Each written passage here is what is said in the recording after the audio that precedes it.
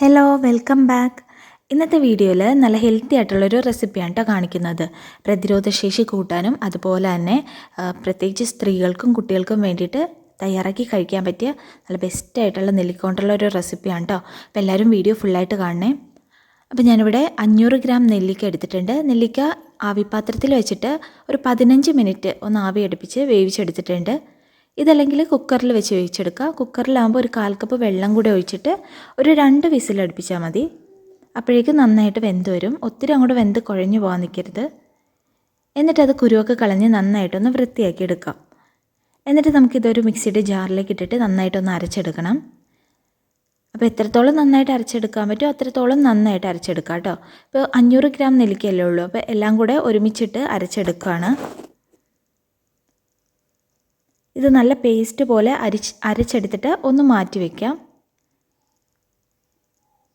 ഇനി ഒരു പാൻ ചൂടാക്കാനായിട്ട് വെക്കാം.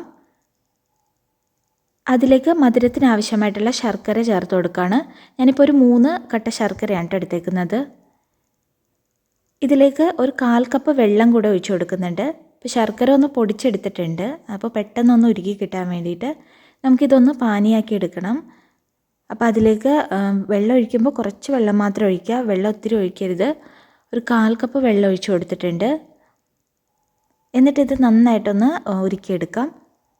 അപ്പോൾ ശർക്കരയൊക്കെ നന്നായിട്ട് ഉരുക്കി ഇതുപോലെ നല്ല പതഞ്ഞ് വരുമ്പോൾ ഫ്ലെയിം ഓഫ് ചെയ്തിട്ട് ഇതൊന്ന് അരിച്ചെടുക്കാം. ശർക്കരയിൽ എന്തെങ്കിലും അഴുക്കൊക്കെ ഉണ്ടെങ്കിൽ പോകാൻ വേണ്ടിയിട്ട് ഒന്ന് അരിച്ച് മാറ്റി വെക്കണം കേട്ടോ. അപ്പോൾ ഇതിൽ അധികം അഴുക്കൊന്നുമില്ല, എന്നാലും ഞാനിതൊന്ന് അരിച്ച് തന്നെ എടുക്കുന്നുണ്ട്. ഇനി നമുക്കൊരു പാൻ ചൂടാക്കാനായിട്ട് വെച്ച് അതിലേക്ക് 2 ടേബിൾ സ്പൂൺ നെയ്യ് ചേർത്ത് കൊടുക്കാം. അപ്പോൾ 2 വലിയ സ്പൂൺ നെയ്യാണ് കേട്ടോ ചേർത്ത് കൊടുത്തേക്കുന്നത്. നെയ്യ് ചേർത്ത് കൊടുത്തിട്ട് നെയ്യ് നന്നായിട്ടൊന്ന് ഉരുകി വരുമ്പോൾ ഇതിലേക്ക് നമ്മൾ അരച്ച് വെച്ചിരിക്കുന്ന നെല്ലിക്ക ഉണ്ടല്ലോ അത് ചേർത്ത് കൊടുക്കാം. അപ്പോൾ നല്ല പേസ്റ്റ് പോലെ അരച്ചെടുത്താണ് അതുകൂടെ ചേർത്ത് കൊടുക്കുകയാണ്. എന്നിട്ടിത് നന്നായിട്ടൊന്ന് മിക്സ് ചെയ്ത് കൊടുക്കണം. ഈ നെല്ലിക്ക ഈ നെയ്യിൽ നന്നായിട്ടൊന്ന് ചൂടായി വരണം. അതുവരെ ഒന്ന് മിക്സ് ചെയ്തെടുക്കുക.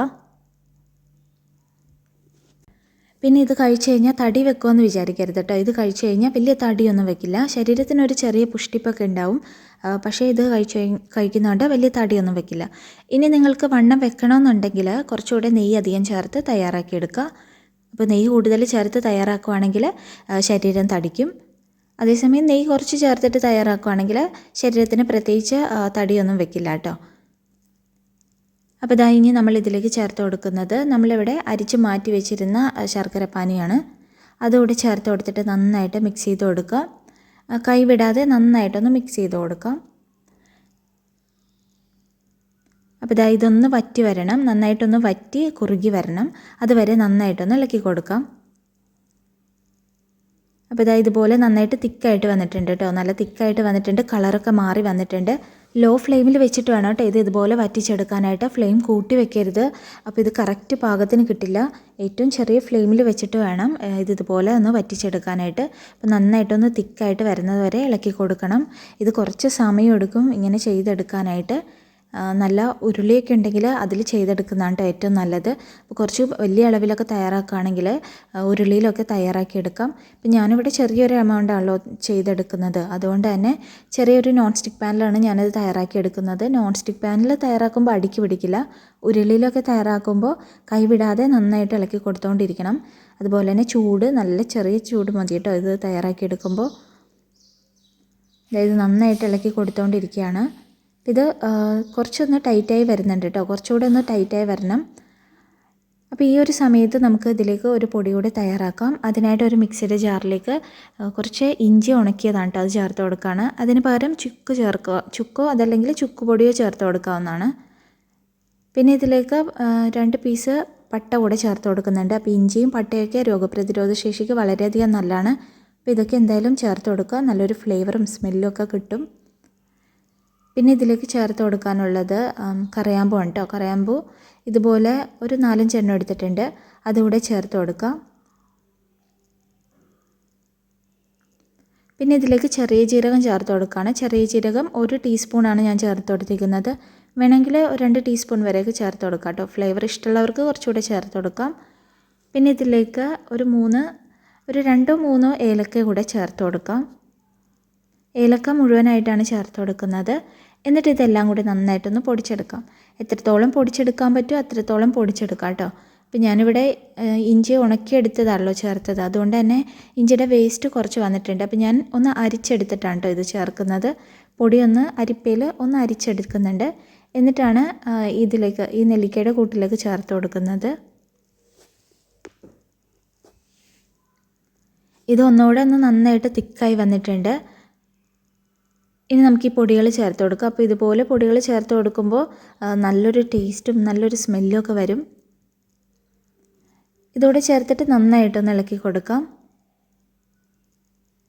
അപ്പോൾ ഈ ഒരു പാകത്തിന് നമുക്കിത് എടുക്കാം കേട്ടോ. ഇത് തണുത്ത് കഴിയുമ്പോൾ ഒന്നുകൂടെ ഒന്ന് തിക്കാവും. അപ്പോൾ ഈ ഒരു പാകത്തിന് ഫ്ലെയിം ഓഫ് ചെയ്യാം. ഈ പൊടികളൊക്കെ ചേർത്ത് കഴിഞ്ഞാൽ ഉടൻ തന്നെ നമുക്കിത് ഫ്ലെയിം ഓഫ് ചെയ്യാവുന്നതാണ്. എന്നിട്ടിത് നന്നായിട്ടൊന്ന് തണുക്കാനായിട്ട് മാറ്റി വയ്ക്കാം. നന്നായിട്ടൊന്ന് തണുത്ത് വരട്ടെ. നന്നായിട്ട് തണുക്കുമ്പോൾ ഒന്നുകൂടെ ഒന്ന് തിക്കായി വരും കേട്ടോ.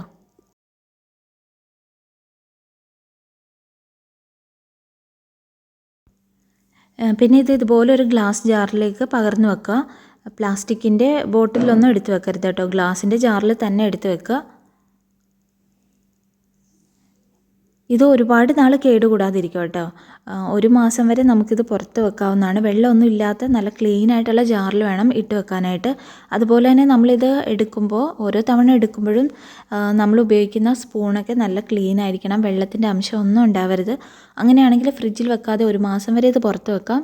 ഇനിയിപ്പോൾ ഫ്രിഡ്ജിൽ വെക്കുകയാണെങ്കിൽ 6 മാസം മുതൽ 1 വർഷം വരെ നമുക്കിത് കേടുകൂടാതെ സൂക്ഷിക്കാവുന്നതാണ്. അപ്പോൾ വീണ്ടും ഒരു കോവിഡ് കാലമൊക്കെ വരികയാണ്. അപ്പോൾ ഇതുപോലെ എല്ലാവരും തയ്യാറാക്കി കഴിക്കുക. പ്രത്യേകിച്ച് കുട്ടികൾക്കൊക്കെ കൊടുക്കുക. 5 വയസ്സിന് മുകളിലോട്ടുള്ള കുട്ടികൾക്ക് നിർബന്ധമായിട്ട് ഇതുപോലെ തയ്യാറാക്കി കൊടുക്കുക. സ്കൂളിൽ നിന്നൊക്കെ വരുമ്പോൾ മിക്കപ്പോഴും അവർക്ക് പനി, ജലദോഷം, അതുപോലെ തന്നെ ചെറിയ ചെറിയ അലർജി പ്രശ്നങ്ങളൊക്കെ ഉണ്ടാവാറുണ്ട്. അതിനൊക്കെ നല്ലൊരു പരിഹാരമാണ് കേട്ടോ ഇതുപോലെ തയ്യാറാക്കി കൊടുക്കുന്നത്. അപ്പോൾ എല്ലാവരും ഇത് വീട്ടിൽ തയ്യാറാക്കി കുട്ടികൾക്ക് കൊടുക്കുക. അതുപോലെ തന്നെ സ്ത്രീകളും പ്രത്യേകിച്ച് കഴിക്കുക. അപ്പോൾ ഡെയിലി 1 ടേബിൾ സ്പൂൺ വീതം കഴിക്കുക.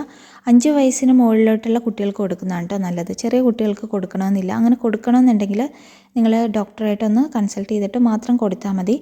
നിങ്ങളുടെ കുട്ടികൾക്ക് ഇതിൽ ചേർത്തേക്കുന്ന ഇൻഗ്രീഡിയൻസ് ഒന്നും അലർജി ഇല്ലയെന്ന് ഉറപ്പ് വരുത്തുക. അത്രേ ഉള്ളൂ കേട്ടോ. 5 വയസ്സിന് മുകളിലോട്ടുള്ള കുട്ടികൾക്ക് 1 ടീസ്പൂൺ വീതം ദിവസവും കൊടുക്കുക. 10 വയസ്സിന് മുകളിലോട്ടുള്ള കുട്ടികളൊക്കെ ആണെങ്കിൽ 1 ടേബിൾ സ്പൂണൊക്കെ കൊടുക്കാവുന്നതാണ് കേട്ടോ. അപ്പോൾ ഇന്നത്തെ ഈ വീഡിയോ ഇഷ്ടമായിട്ടുണ്ടെങ്കിൽ നമ്മുടെ ചാനലിലൂടെ എന്തായാലും ഒന്ന് സബ്സ്ക്രൈബ് ചെയ്യണേ. അപ്പോൾ ചാനലിലൂടെ ഒന്ന് സബ്സ്ക്രൈബ് ചെയ്ത് ബെല്ലൈക്കണം കൂടെ ഒന്ന് എനേബിൾ ആക്കുക. ഇതുപോലെ നല്ല യൂസ്ഫുൾ ആയിട്ടുള്ള നല്ല ഹെൽത്തി ആയിട്ടുള്ള റെസിപ്പീസും ബ്രേക്ക്ഫാസ്റ്റ് റെസിപ്പീസാണ് എല്ലാവർക്കും കൂടുതൽ ഇഷ്ടം. അതും അപ്ലോഡ് ചെയ്യാം കേട്ടോ. അപ്പോൾ ഇതുപോലത്തെ നല്ല വീഡിയോസൊക്കെ ഇനി അപ്ലോഡ് ചെയ്യാം. അപ്പോൾ വേറൊരു നല്ല വീഡിയോ ആയിട്ട് കാണുന്നവരെ ബൈ.